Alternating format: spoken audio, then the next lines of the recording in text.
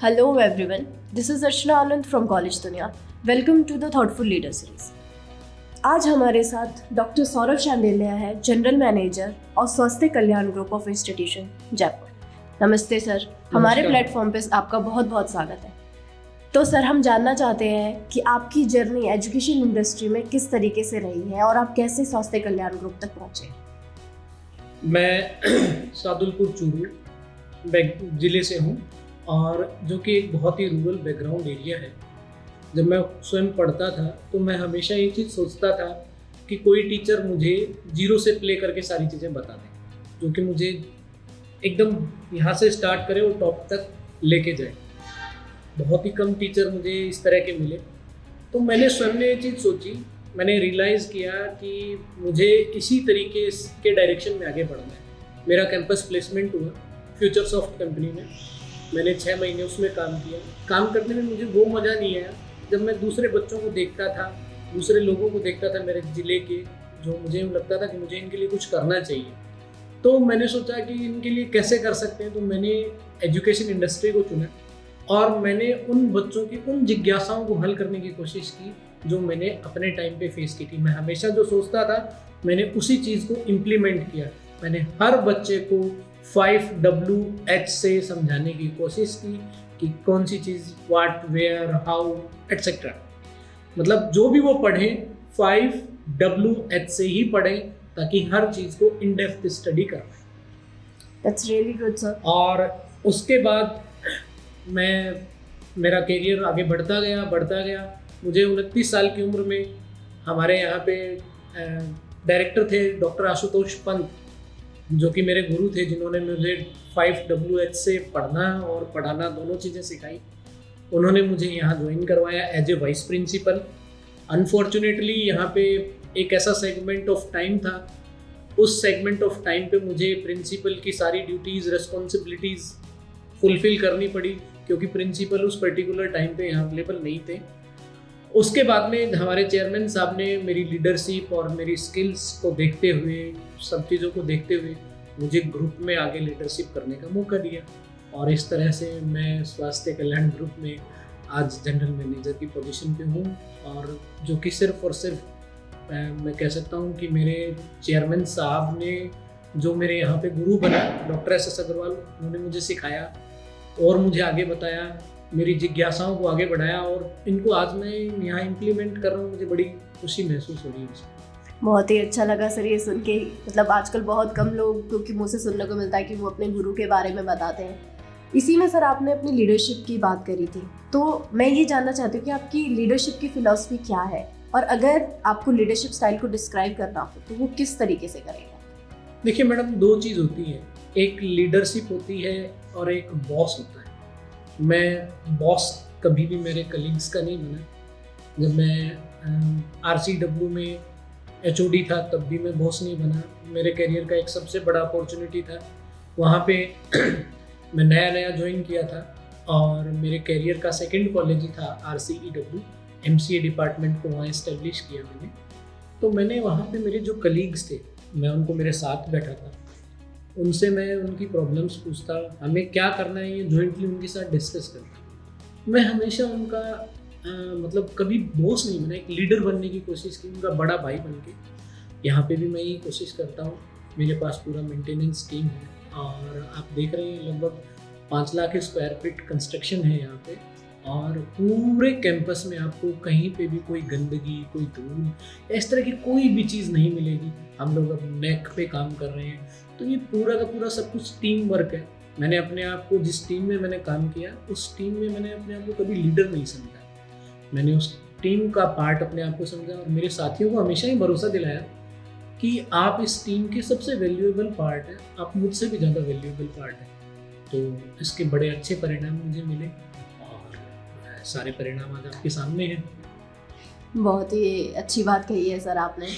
तो सर मुझे ये भी जानना था कि आप एजुकेशन इंडस्ट्री में इतने लंबे टाइम से, तो यहाँ पे स्वास्थ्य कल्याण में आपका काम स्वास्थ्य कल्याण को कैसे ग्रो करने में हेल्प कर रहा है। देखिए, मैं लगभग 14.5 साल से एजुकेशन इंडस्ट्री में हूँ और मेरे लगभग 28 से ज़्यादा इंटरनेशनल रिसर्च जर्नल में पेपर पब्लिश हुए हैं और 150 से ज़्यादा मैंने कॉन्फ्रेंस में पार्टिसिपेट किया जहाँ पे मेरे पेपर पब्लिश हुए हैं और 40 से ज़्यादा मेरे नेशनल जर्नल में पेपर पब्लिश हुए हैं। मैं खुद पीएचडी हूँ, 2 बार मैंने पीएचडी किया है और अब तीसरी बार मैं कश्मीर मुद्दे पे पीएचडी करने की सोच रहा हूँ। रही बात स्वास्थ्य कल्याण की, तो स्वास्थ्य कल्याण में डायरेक्टली मेरा एजुकेशन में इन्वॉल्वमेंट नहीं रहता है। हमारे डायनेमिक लीडर हैं, हमारे डीन हैं, मुझे कभी कभार कोई चीज़ मतलब बतानी होती है तो मैं उनको अपना एक बताता हूँ, एक इनपुट दे देता हूँ कि सर मेरा ये इनपुट है।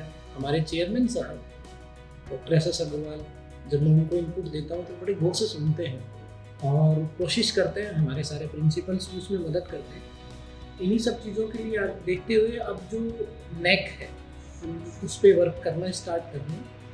और आप जानते हैं कि नेक भारत का सबसे बड़ा एक ब्रांड है। मैं आपको किसी भी एजुकेशन इंस्टीट्यूट को बेस्ट नेक की कैटेगरी के अकॉर्डिंग रैंकिंग मिलती है। हम चाहते हैं कि हमें उसमें A++ एंड रैंकिंग मिले, क्योंकि हमारे ऑर्गेनाइजेशन में सारी चीज़ें हैं। हमारे ऑर्गेनाइजेशन में मेडिकल ऑर्गेनाइजेशन है, इसमें वेल ट्रेनिंग है जो कि सबसे ज़्यादा ज़रूरी होती है। आप किसी भी होम्योपैथी कॉलेज में जाएंगे, आपको एनाटॉमी लैब में डायरेक्ट डेड बॉडी के साथ आपको सारे प्रैक्टिकल्स नहीं मिलते हैं, जो भी हमारे यहाँ मिलते हैं। मशीन आपको लोग देखने के लिए नहीं मिलती है। हमारे यहाँ RHL हॉस्पिटल है, 350 बेड का हॉस्पिटल है।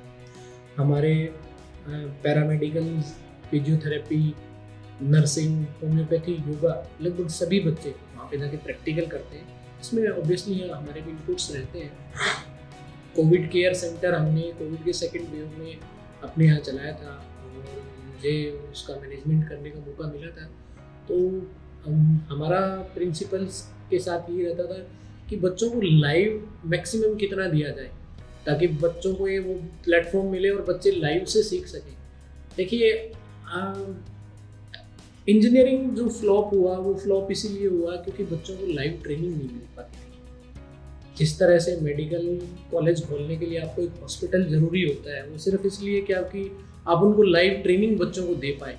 इंजीनियरिंग में ये सब नहीं होता है। और ऐसा भी एक इनपुट मैंने अभी रिसेंटली हमारे नरेंद्र मोदी जी प्रधानमंत्री को लिख के भेजा है, पूरा एक DPR बना के दिया है उनको कि इंजीनियरिंग सेक्टर को किस तरह से आगे बढ़ाया जा सकता है।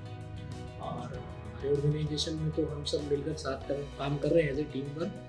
और आप देख लीजिए, हमारे ऑर्गेनाइजेशन का हम नाम लेंगे नर्सिंग। सबसे पहले SMS के बाद में नर्सिंग की सीटें भरती हैं। प्राइवेट ऑर्गेनाइजेशन है लेकिन नर्सिंग की सीटें सबसे पहले भरती हैं। उसके बाद में होम्योपैथी, पूरे राजस्थान का नंबर 1 होम्योपैथी इंस्टीट्यूट है हमारा। उसके बाद में योगा, जहाँ पे पूरा मतलब सब नया फील्ड है, सर्वाइव कर रहे हैं। अंकेश जी, डॉक्टर अंकेश जी हैं हमारे प्रिंसिपल, उनकी लीडरशिप में हमारा योगा इंस्टीट्यूट पूरे राजस्थान का नंबर 1 इंस्टीट्यूट है। फिजियोथेरेपी, हमारे यहाँ लाइन लगा के लोग एडमिशन लेना चाहते हैं फिजियोथेरेपी में। ये सब पॉसिबल हुआ हमारे प्रिंसिपल हैं डॉक्टर महेश साहू की बदौलत। उसके बाद में हमारा पैरामेडिकल इंस्टीट्यूट, पैरामेडिकल में आप देखिए हमारे लगभग 90% बच्चे गवर्नमेंट में प्लेस हो गए हैं। तो ये सब एक विज़न है हमारे चेयरमैन डॉक्टर एस अग्रवाल का। हम सब मिलके उसको आगे बढ़ा रहे हैं। उनका एक ही विज़न है, शिक्षा और चिकित्सा सबको मिले, सस्ती शिक्षा और चिकित्सा मिले। इसी के लिए उन्होंने RHL 350 बेड का हॉस्पिटल खोला है। और उसमें भी हम लोग, आप देखेंगे, आप जब RHL जाएंगे तो आपको लगेगा ये तो 5 स्टार होटल में आ गए हम, लेकिन जब आप अंदर जाके उनकी रेट्स देखेंगे तो आपको हमारे चेयरमैन साहब का विजन एकदम क्लियर नजर आएगा। बहुत बढ़िया है सर जो स्वास्थ्य कल्याण इंस्टीट्यूट ले रहा है। सर इसी के साथ में मैं आखिर में आपसे ये जानना चाहती हूँ कि आपका क्या फीडबैक है न्यू जनरेशन के लिए? देखिए मैडम, फीडबैक कह लीजिए, सजेशन कह लीजिए उसको।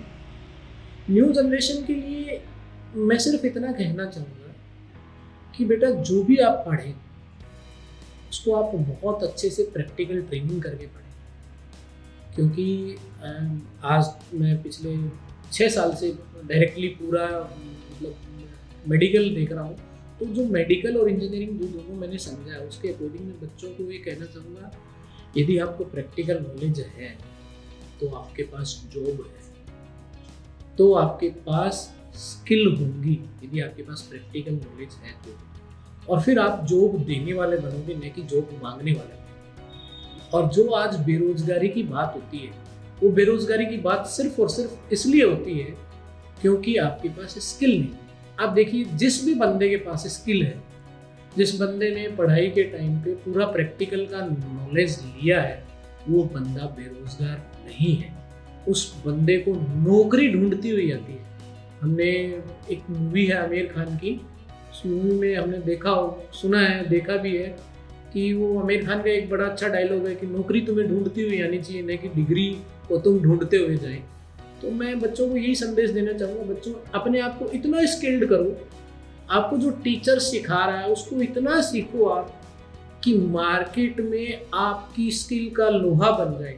जैसे कि द्रोणाचार्य ने 106 शिष्यों को शिक्षा दी, एक अपना पुत्र अश्वत्थामा, 5 पांडव और 100 कौरव, लेकिन उसमें से धनुर्विद्या जैसे अर्जुन ने सीखी वैसे कोई नहीं सीख पाया, क्योंकि उन्होंने उस शिक्षा को वहीं पे रोका नहीं और उस शिक्षा का लोहा मानते हुए उसका इतना प्रैक्टिस किया कि आज लगभग 5000 साल बीतने के बाद में भी शिक्षा के लिए सर्वोत्तम, मतलब हम बात करें स्टूडेंट की तो हम आज भी अर्जुन की बात करते हैं। तो सभी स्टूडेंट से मैं एक ही चीज़ चाहूँगा कि वे अर्जुन बने, और हमारे यहाँ सभी टीचर्स द्रोणाचार्य हैं, क्योंकि उन्हें द्रोणाचार्य डॉक्टर एस.एस. अग्रवाल की आंखों के नीचे डॉक्टर एस.एस. अग्रवाल ने स्वयं ने बनाया है, और अब डॉक्टर सर्वेश अग्रवाल उनको देख रहे हैं और हर चीज़ को वॉच कर रहे हैं, जो कि हमारे ड्यूक यूनिवर्सिटी से MBA किया है, MBBS है। तो आप सभी से इतना ही निवेदन बच्चों से कि जो पढ़ें अच्छे से पढ़ें और प्रैक्टिकल स्किल्ड लें, आप कभी बेरोजगार नहीं रहेंगे। मेडिकल जो आपकी फील्ड है ये रोजगार के लिए नहीं, सेवा के लिए हो। आप सेवा करें, आगे बढ़ें, खूब तरक्की करें। धन्यवाद। बहुत बहुत शुक्रिया सर हमारे प्लेटफॉर्म पे आने के लिए। नमस्कार।